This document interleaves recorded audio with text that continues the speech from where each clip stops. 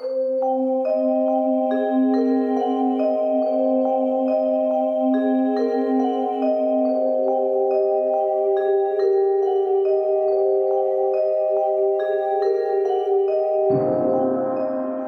a todos. Bienvenidos a un nuevo episodio del podcast Terror cerca de ti. Como cada capítulo, quiero agradecer a todos los que, semana a semana, escuchan el podcast, así como dar la bienvenida a los que lo hacen por primera vez. No olviden seguirme en Spotify y calificar y dejar un comentario en iTunes. Esto ayuda a que el podcast llegue a más personas. Recuerden seguir mis redes sociales, @terrorcerca, en Twitter, Facebook e Instagram, donde publico contenido adicional a los episodios. Y junto con el correo electrónico, terrorcercadeti@gmail.com, es la forma en que me pueden hacer llegar sus sugerencias de historias o sus propios relatos. Como varios de ustedes lo sugirieron, la historia que les traigo esta semana es sobre un culto, pero no uno cualquiera. Hoy les cuento la primera parte del culto conocido como Children of God. David Berg se había desempeñado como pastor en una iglesia cristiana en Arizona, pero en 1951 fue expulsado de dicha congregación por sospechas de conducta sexual inapropiada. Él estaba convencido que el mundo actual estaba condenado y que solo Jesús guiaría una revolución cristiana. Rápidamente se convirtió en un orador, juntando a cientos de jóvenes idealistas que lo seguirían.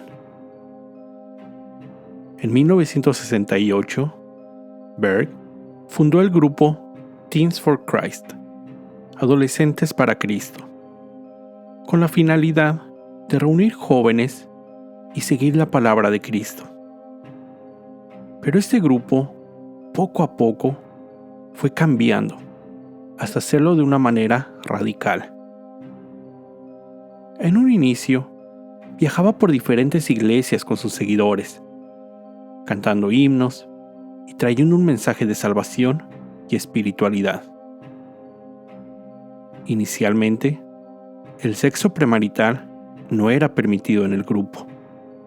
Es más, ni siquiera las citas, besos o tomarse de la mano lo era. Cuando una persona nueva se unía al grupo, le era asignado un amigo que lo seguía por todos lados, incluso hasta el baño. Solo un año después, y tras sus predicciones sobre un terremoto en California, el grupo salió del estado. Berg cambió el nombre del grupo a Children of God, Niños de Dios, nombre con que sería recordado y ganaría más fama. Él se referiría a sí mismo como Moses David, o simplemente Mo. Pero lo que en realidad desencadenó el cambio de sede fue que muchos padres de jóvenes con los que habían perdido contacto en el estado comenzaron a acusar al grupo de ser un culto que secuestraba a sus hijos para después lavarles el cerebro. En 1972 se instalaron en Londres. Después de eso, Berg nunca regresaría a los Estados Unidos. A mediados de los 70s, miles de personas se habían unido al grupo, dejando atrás sus vidas. Para ese entonces, una parte de ellos había regresado a California, pero sin su líder. Los miembros se instalaron en diferentes partes del mundo, formando comunas, que ellos llamaban casas, y sus ocupantes se hacían llamar familias, con decenas de adultos y menores. Los miembros no tenían trabajos formales. Solo se dedicaban a convencer a más gente de unírseles. Se separaron de la sociedad, llamándola el sistema. No pagaban impuestos, no votaban, no abrían cuentas bancarias. Ninguno de los niños asistía a escuelas. Todos eran educados dentro de las comunas. Cuando el grupo comenzó a crecer, fue cuando David Berg, o Moses, se recluyó. Raramente era visto en público. Se comunicaba con sus seguidores mediante la publicación de lo que llamaba Mo Letters, cartas Mo.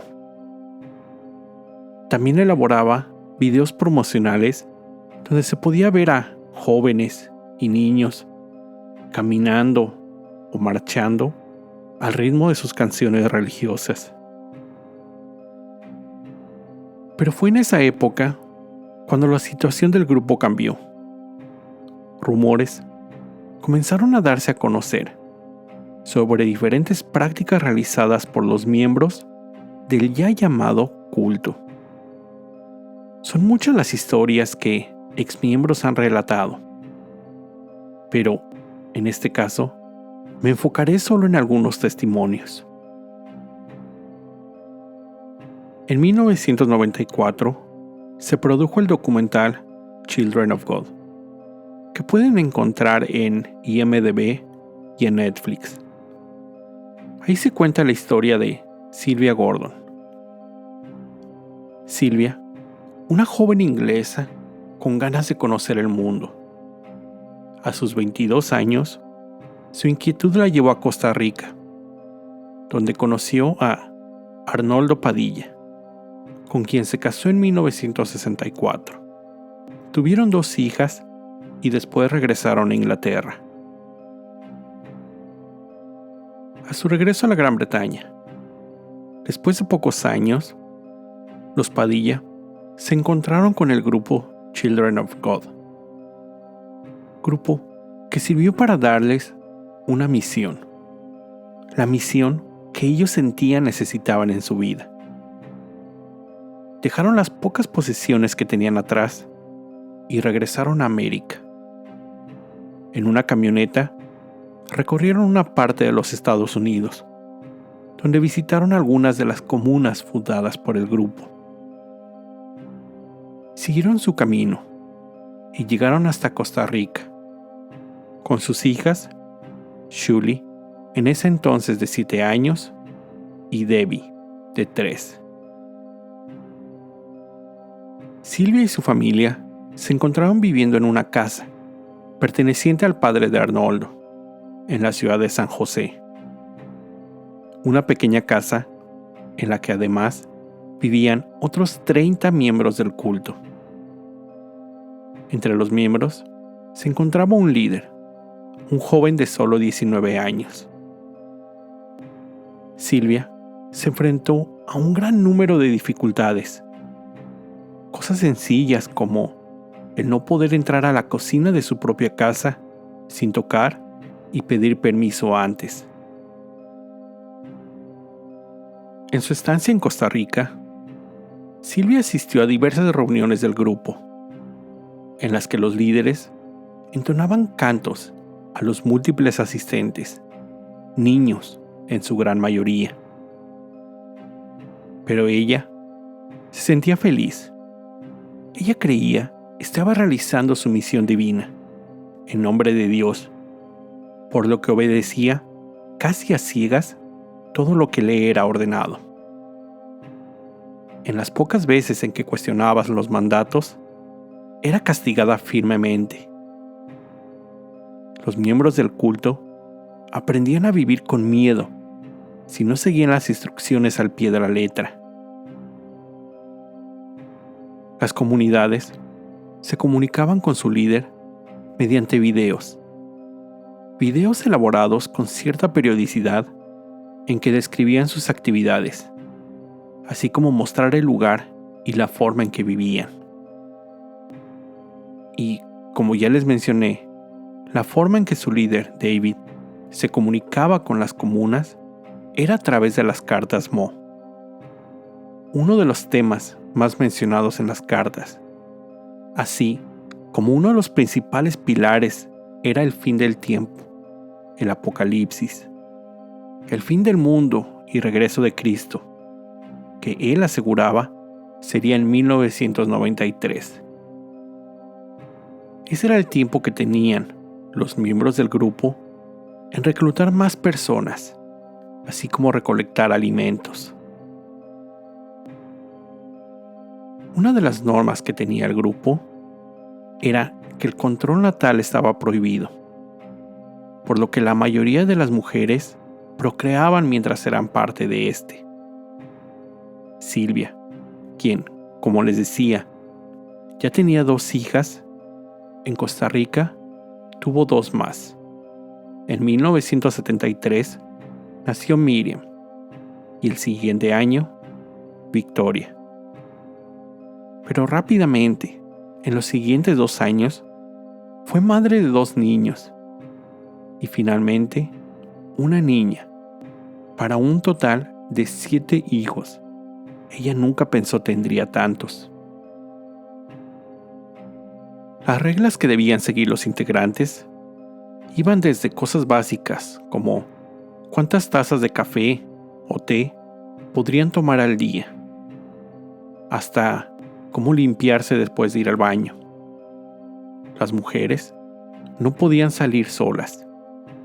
Les indicaban cómo vestirse, cómo maquillarse y otras cosas. Pero las cartas Mo también indicaban las normas a seguir en cuestiones de sexualidad. Según David, todo lo que era hecho con amor era un acto divino.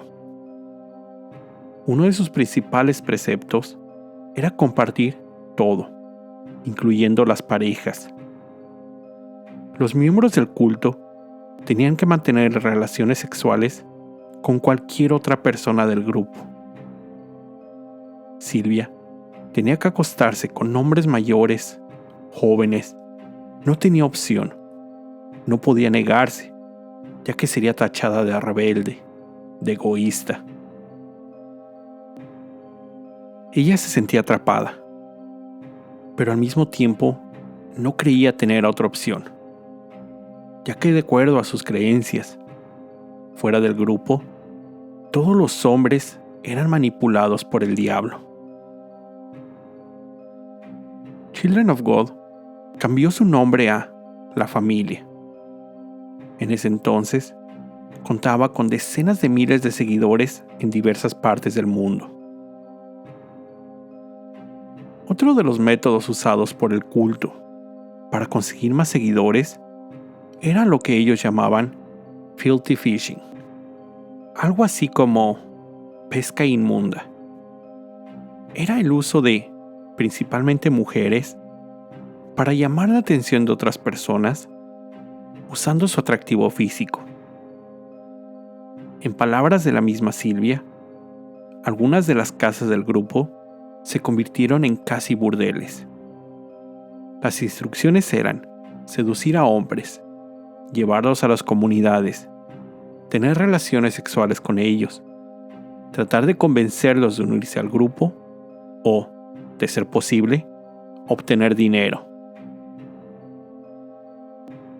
A mediados de los 70s, la familia Padilla se mudó a una nueva casa, también en Costa Rica.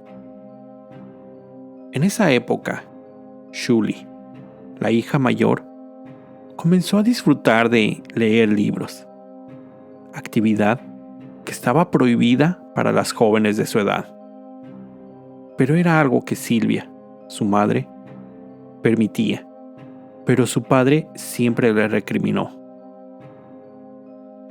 También en esa época, Shuli enfermó de lupus, enfermedad que afecta el sistema inmunológico. Ella escribió cartas al líder del grupo, contándole su situación y su gusto por leer.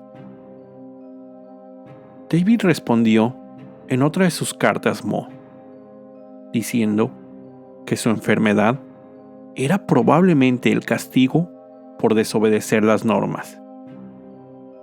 Y, aunque los medicamentos no eran prohibidos, tampoco eran bien aceptados.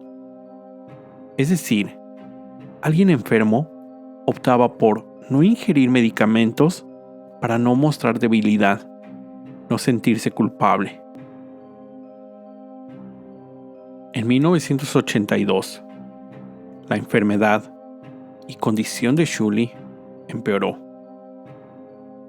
Fue en esa época que la culpa y por presión del grupo, sus padres decidieron no darle más sus medicamentos, por lo que lamentablemente falleció.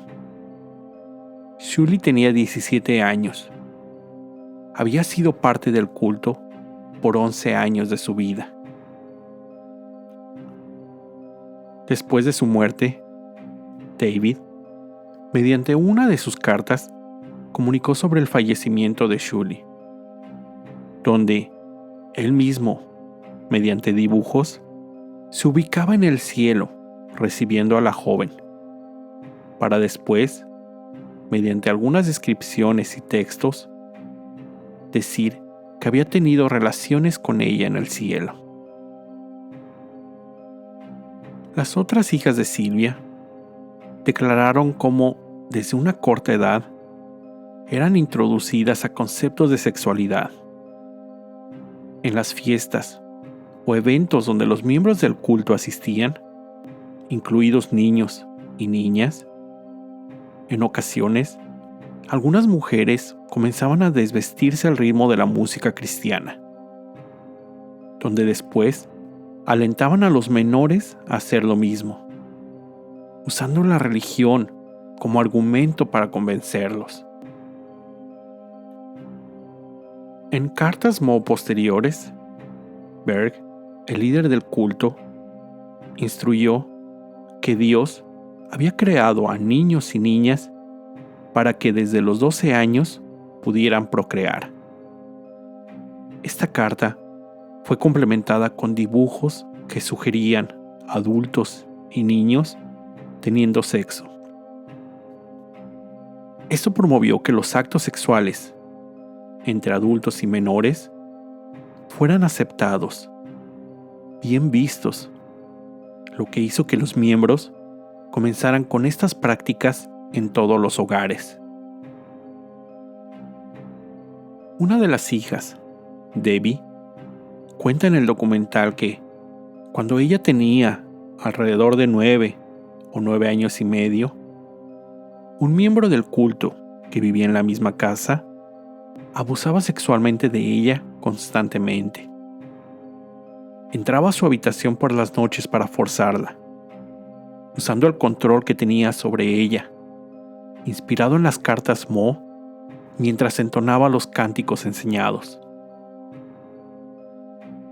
Cuando, casi 3 años después, su madre finalmente se dio cuenta de lo que le pasaba a su hija, confrontó al hombre y lo corrió de su casa.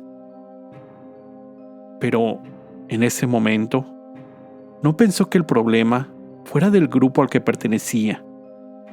Ella solo quiso ver que era un caso aislado de esa persona.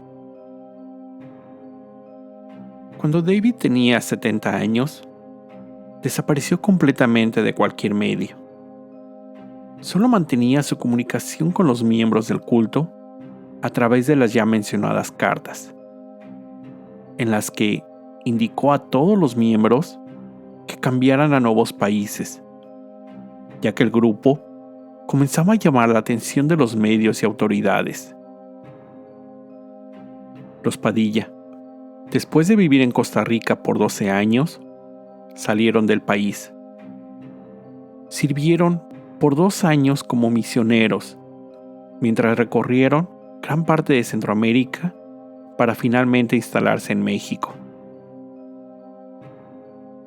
Las jóvenes Padilla, ahora unas adolescentes, comenzaban a cuestionar su función y objetivo dentro del grupo. Ningún joven recibía educación propia, formal. No contaban con ninguna herramienta. y de acuerdo al culto, su única misión en el mundo era ser aceptadas por Jesús al seguir las reglas establecidas por David Berg. Cuando Debbie tenía 15 años, se vio constantemente presionada por diversos líderes del culto. Ella declara que fácilmente podría haber evitado a los miembros regulares, pero los líderes, con más poder, conseguían obligarla a hacer cosas que ella no quería, incluyendo relaciones sexuales. Como consecuencia, a los 18 años resultó embarazada. Su hijo, Richie, era la tercera generación de la familia Padilla dentro del culto. Y solo 2 años después, nació su segundo hijo, Jaime. Debbie, con sus 2 hijos, se quedó a vivir en México, aún siendo parte del culto, mientras que Silvia y el resto de sus hijos regresaron a Inglaterra. Otra de las jóvenes, Miriam, fue separada de su familia y enviada a otra casa del culto, donde solo pensaba que su vida sería dedicada a procrear hijos del grupo. Cuando le preguntan por qué nunca abandonó el culto, ella simplemente responde que no sabría qué hacer si lograba salir. No tenía a dónde ni con quién ir en caso de que lograra escapar.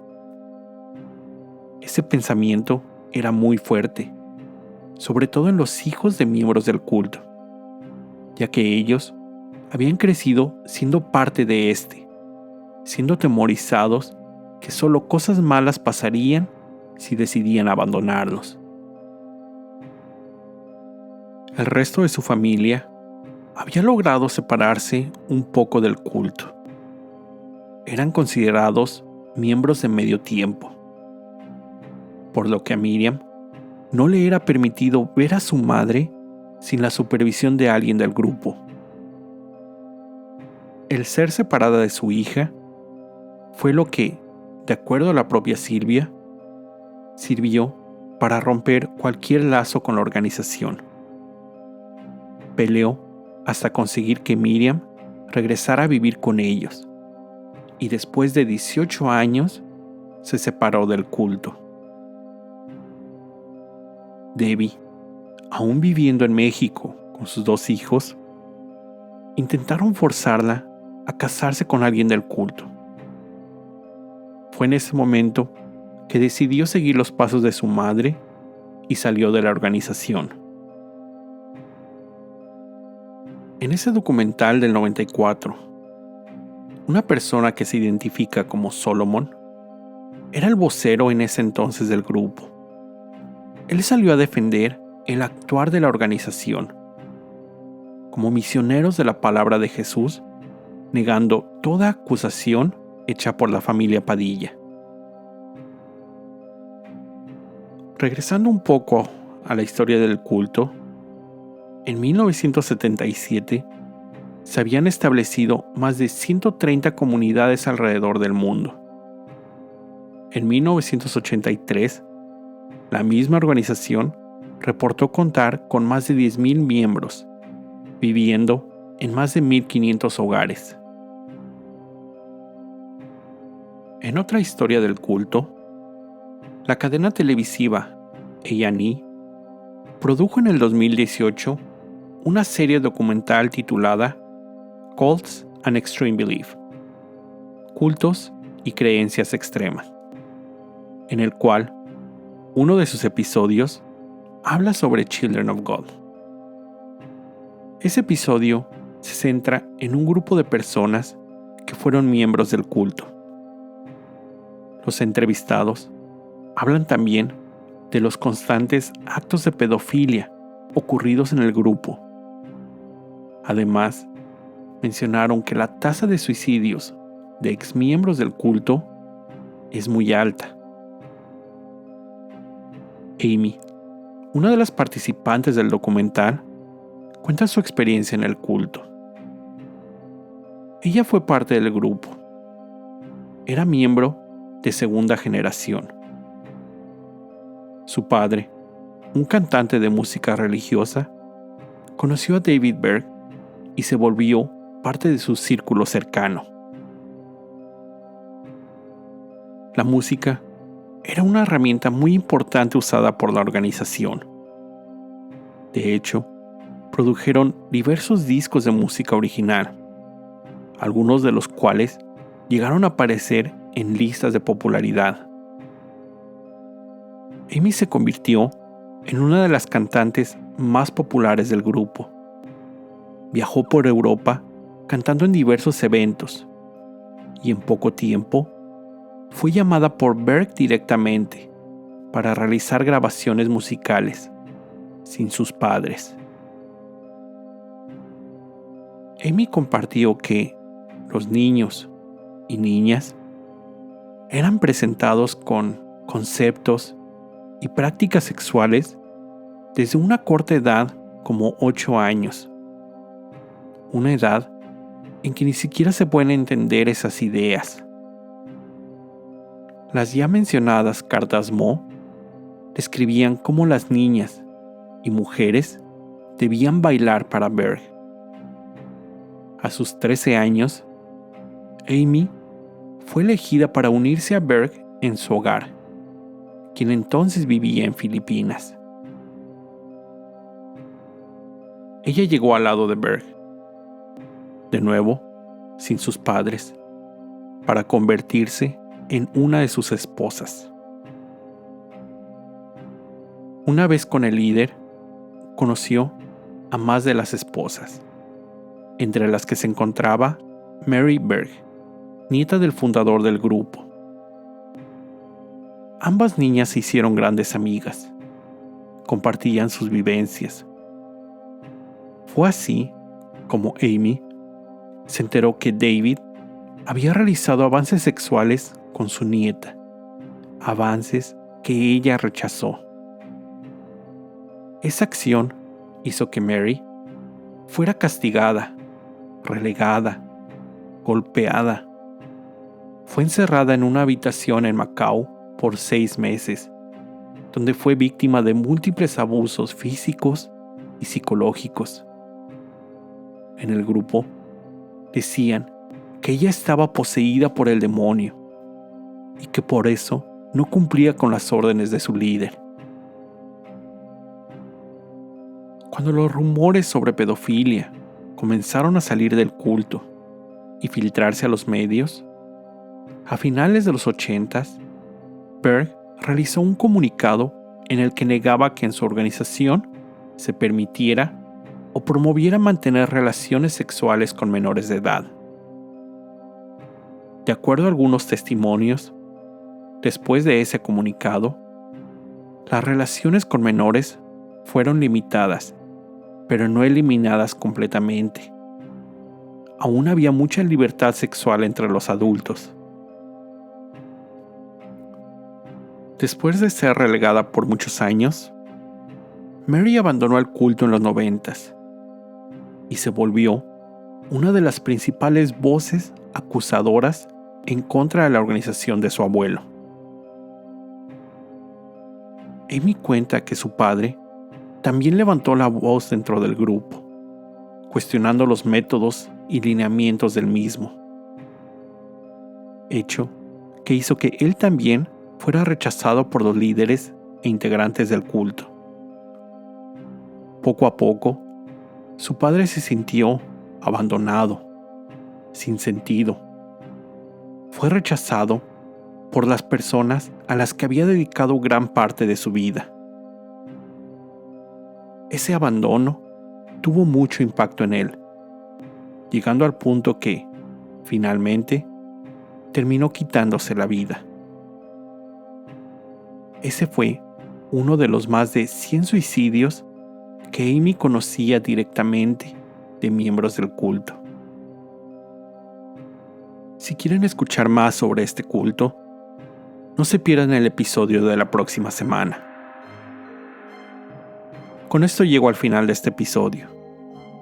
Como siempre, te recuerdo estar alerta de todo lo que pasa a tu alrededor, ya que el terror está donde menos te lo esperas. El terror está cerca de ti. Cuando el miedo se convierte en terror, hay una historia que contar.